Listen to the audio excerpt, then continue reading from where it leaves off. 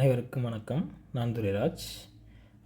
இந்த வீடியோவில் நம்ம வந்து லாஸ்ட் மந்த்து, அதாவது ஜூலை 2024 P&L பார்ப்போம். ஹோல் மந்த்து அது நம்ம லாஸ்ட்டில் தான் முடிஞ்சிருக்கு. வாங்க பேக் ஆஃபீஸ் டெர்மினலில் போயிட்டு பார்ப்போம். பேக் ஆஃபீஸ் டெர்மினல் டோட்டல் வந்து 717 காமிக்குது. 7,70,000 அது இன்க்ளூடிங் ஈக்விட்டி ஸ்டாக்ஸையும் சேர்த்து காமிக்குது. P&L போய்க்குவோம். F&O ட்ரேட்ஸ் மட்டும்தான் நம்ம போட்டுக்கிட்டு இருக்கோம். F&O trades realised P&L போய்க்குவோம். போயிட்டு ஜூலை 1 to ஜூலை 30, ஜூலை செலக்ட் பண்ணிக்கிறேன். ஜூலை 1, ஓகே. தென் ஜூலை 31, ஓகே போட்டுக்குவோம். இப்போ இதை பார்ப்போம், சர்ச் பண்ணி பார்ப்போம் எவ்வளோ வருதுன்ட்டு. எப்படியா இருந்தாலும் இது லாஸ்ட் மந்த் லாஸ்ட்டில் தான் நமக்கு முடிஞ்சிச்சு.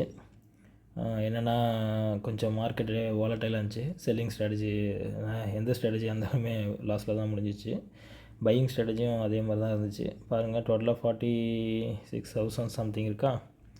ஓகே, அதோட அப்புறம் சார்ஜஸ்லாம் இன்க்ளூடிங் பார்த்தீங்கன்னா 61,000 சம்திங் வந்துருச்சு பாருங்கள்.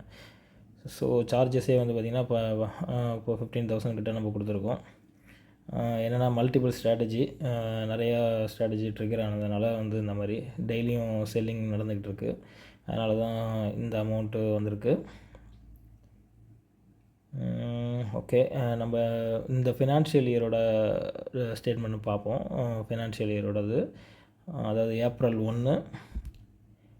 1லேருந்து இன்றைக்கி ஆகஸ்ட் 10 வரைக்கும், இன்றைக்கி அப் டு டேட் எவ்வளோ, இந்த ஆகஸ்ட் 10 வரைக்குமே பார்ப்போம்.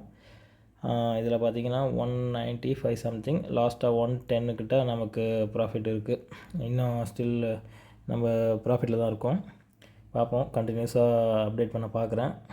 நமக்கு ரொம்ப மார்க்கெட் அகைன்ஸ்டாக போணுச்சுன்னா ஸ்ட்ராட்டஜிஸ்லாம் ஸ்டாப் பண்ணிட்டு திரும்ப ரிஃபைன் பண்ணிவிட்டு திரும்பவும் ஒரு வேன் ட்ரேடிங்குள்ளே பார்ப்போம். சப்ஸ்கிரைப் பண்ணுங்கள், லைக் பண்ணுங்கள். தேங்க்யூ.